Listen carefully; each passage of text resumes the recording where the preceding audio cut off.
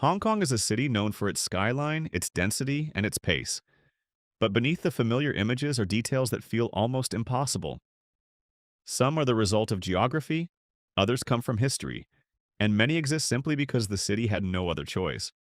Together, they form a version of Hong Kong that most people never see, a place shaped by engineering decisions, cultural logic, and quiet adaptations that don't appear in travel guides. These are 15 things about Hong Kong that sound unlikely at first, yet each one is part of the city's everyday reality. 1. The city flushes toilets with seawater. Hong Kong is one of the few places in the world where the water moving through toilets doesn't come from rivers or reservoirs. Instead, it comes directly from the sea. A separate network of pipes runs beneath the city, carrying salt water into high-rises, housing estates, and public facilities with the same quiet consistency as any other utility. The system was introduced decades ago as a response to limited freshwater resources, and it has grown into one of the city's most understated engineering achievements. In older districts, the seawater network sits just below street level, while in newer areas it rises through dedicated shafts built into the cores of towers. The water is pumped, filtered, and distributed with the same precision as drinking water, but it never enters the freshwater system. This separation reduces demand on reservoirs that are already stretched by geography. It also lowers the cost of treatment, since seawater requires less processing for this purpose. Most residents never think about it, yet every flush is part of a citywide adaptation shaped by necessity. 2. A lawless mini-city once existed inside Hong Kong. Kowloon Walled City was once a compact block of buildings so densely constructed that sunlight barely reached the ground. What began as a small military fort gradually transformed into a vertical maze of interconnected structures, each one built without formal oversight. Apartments pressed against one another in layers, creating corridors that felt more like tunnels than streets. Inside, the city developed its own internal logic, shaped by necessity rather than regulation. Water pipes ran along exterior walls in improvised networks, and electrical cables formed dense webs overhead. Despite its reputation, daily life inside the walled city was often ordinary, with families running shops, clinics, and small factories in spaces no larger than a single room. The density created a sense of enclosure that was both protective and isolating. Triads operated there, but so did teachers, dentists, and noodle makers. By the early 1990s, the settlement held more than 33,000 people within 2.7 hectares. When it was demolished, the interior was revealed as a cross-section of a city that had grown entirely on its own terms. 3. Hong Kong is the most vertical city on Earth. Hong Kong's landscape forces the city to grow upward long before it can grow outward. Mountains rise sharply behind the shoreline, leaving only narrow strips of flat land for development. As a result, most of the city's population lives or works in towers that climb far above the street. Elevators become extensions of public space, carrying people through layers of activity stacked one on top of another. In many districts, the ground level feels like only the first chapter of a much larger structure. Residential floors begin high above the street, and daily routines unfold dozens of stories in the air. Light and wind behave differently at these heights, creating micro-environments that shift from floor to floor. The skyline becomes less a collection of buildings and more a vertical network of homes, offices, and walkways. This density shapes how people move, how they socialize, and how they understand distance. In Hong Kong, height isn't an architectural choice, it's the city's default setting. 4. Cemetery plots are rented, and bodies are exhumed after 6 years. Hong Kong's geography shapes not only how people live, but also how they are remembered. Space is limited, and the hillsides that overlook the city are carved into terraces that hold rows of graves arranged with geometric precision. These plots are not permanent. Families rent them for a fixed period, usually 6 years, before the remains are exhumed and moved to smaller ossuaries, or cremated to conserve space. The process is handled quietly with a routine that reflects both practicality and respect. Many families visit during the rental period, knowing the grave is temporary, but still treating it as a place of connection. After exhumation, the remains are placed in compact niches that line columbaria across the city.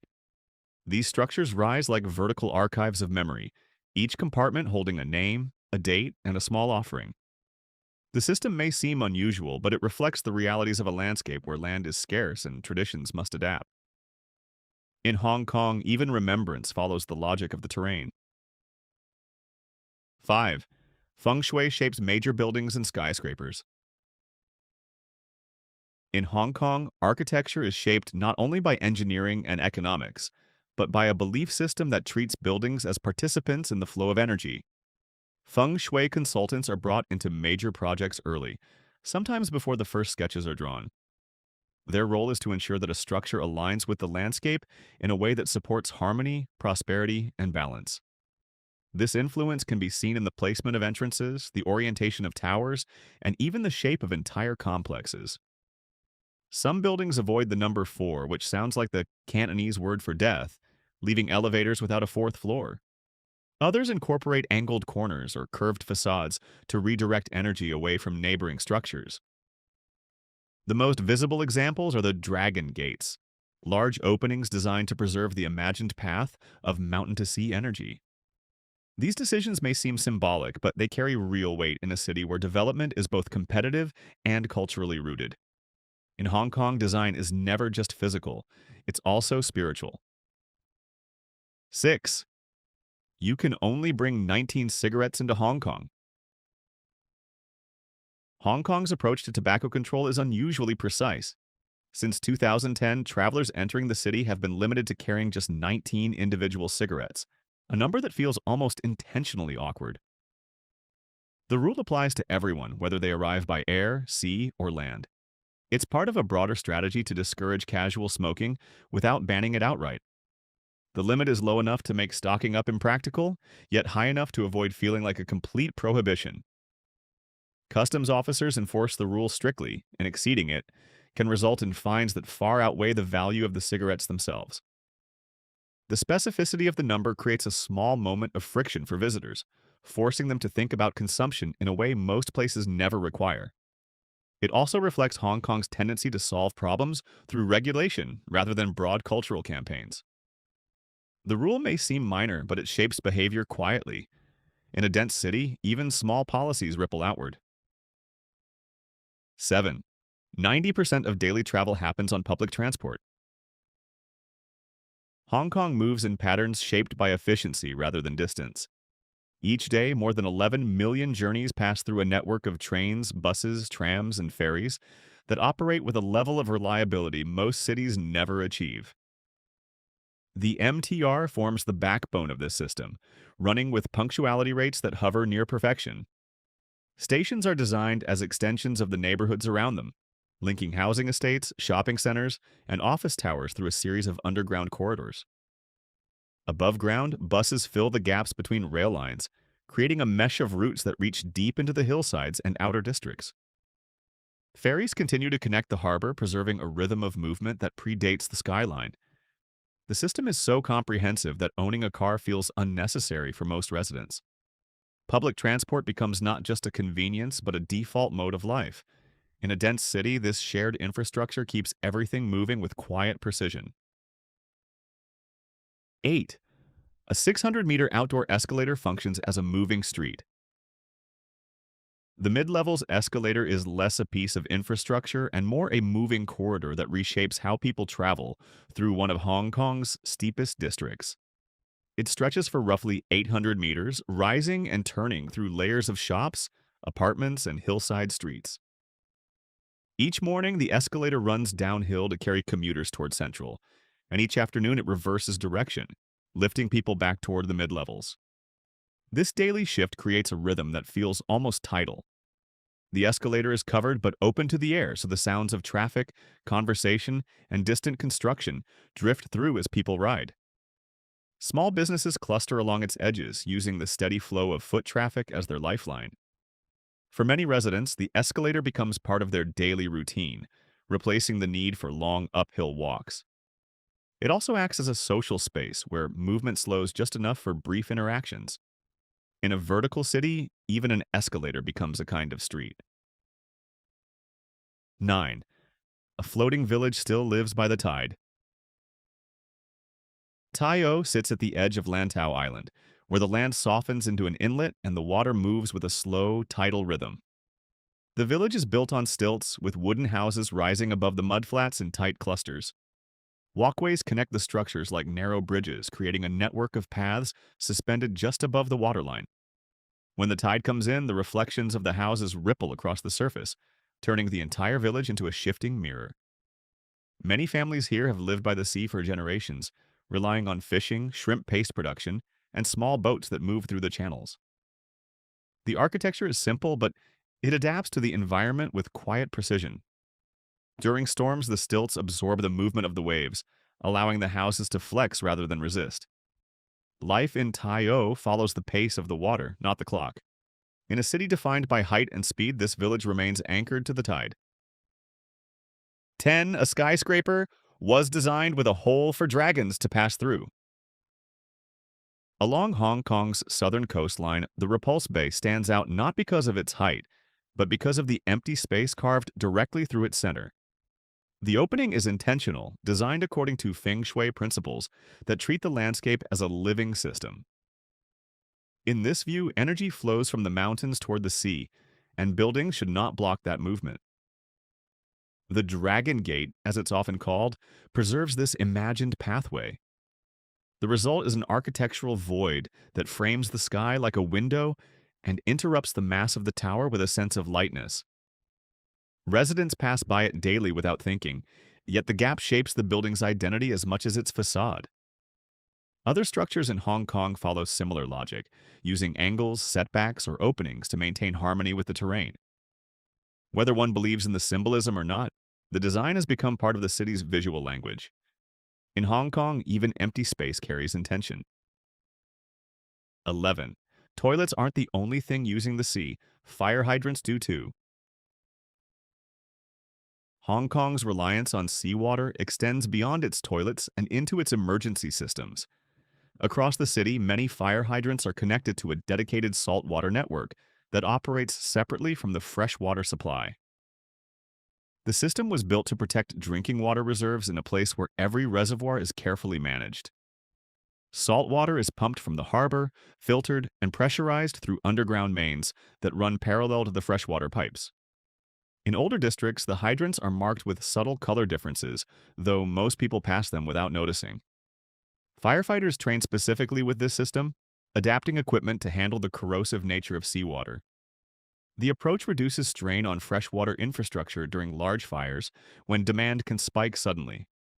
It also reflects the city's habit of turning limitations into practical solutions. The network is rarely discussed, yet it stands ready beneath the streets. In Hong Kong, even emergency planning is shaped by the geography of scarcity. 12. A swimming shed extends directly into the open ocean. On the western edge of Hong Kong Island, a narrow wooden walkway leads from the shore into open water. This is the Saiwan Swimming Shed, a simple structure built for swimmers long before the surrounding district became residential. The shed sits on stilts, rising and falling slightly with the movement of the waves.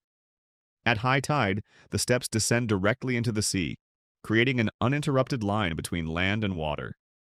The sound of the waves hitting the rocks echoes beneath the platform, giving the place a rhythm that changes with the weather. Swimmers come here early in the morning, when the light is soft and the water is calm. Some use it for exercise, others for a moment of quiet before the day begins. The shed has been rebuilt many times, but its purpose remains the same. It offers a direct, unfiltered connection to the ocean. In a city defined by height and density, this small structure opens outward. 13. A garden in Kowloon was engineered to silence the city. Nan Lian Garden sits in the middle of Kowloon, surrounded by traffic, high-rises, and constant movement. Yet the moment you step inside, the noise fades almost completely. The garden is designed with deliberate geometry, using walls, trees, and water to absorb and redirect sound. Pathways curve gently, preventing long sightlines and creating a sense of enclosure that feels protective rather than confined. Every rock, bridge, and pavilion is placed according to Tang Dynasty principles, giving the space a calm order that contrasts sharply with the density outside. The sound of flowing water becomes a natural buffer, masking the distant hum of the city. Even the placement of plants is strategic, forming layers that soften both wind and noise.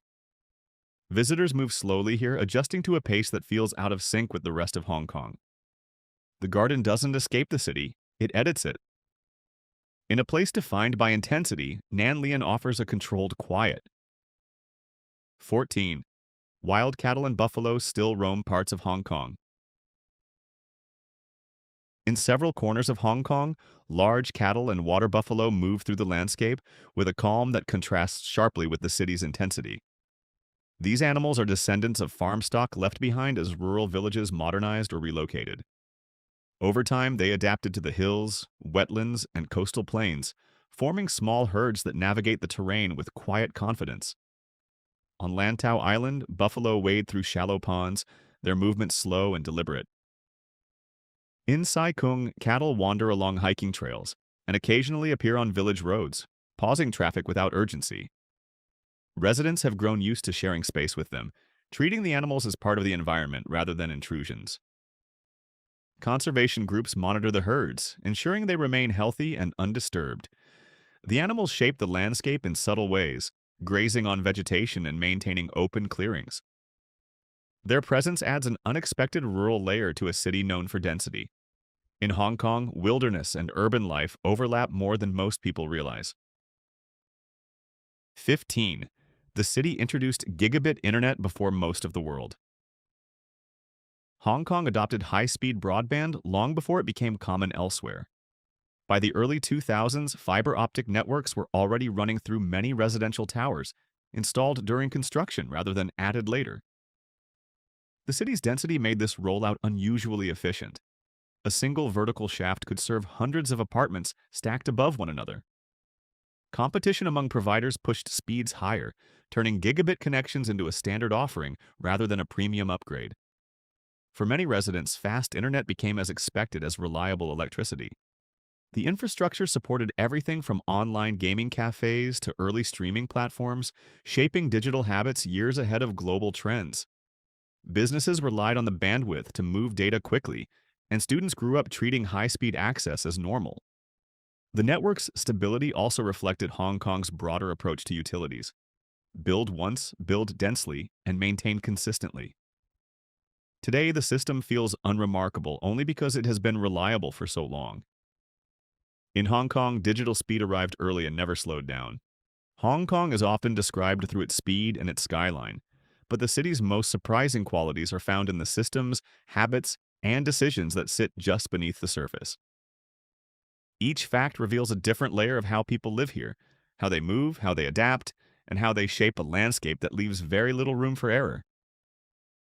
Taken together, they show a city that isn't defined only by height or density, but by the quiet logic that keeps it functioning. And the more you look at these details, the more Hong Kong begins to feel less unbelievable and more like a place that could only exist exactly as it is.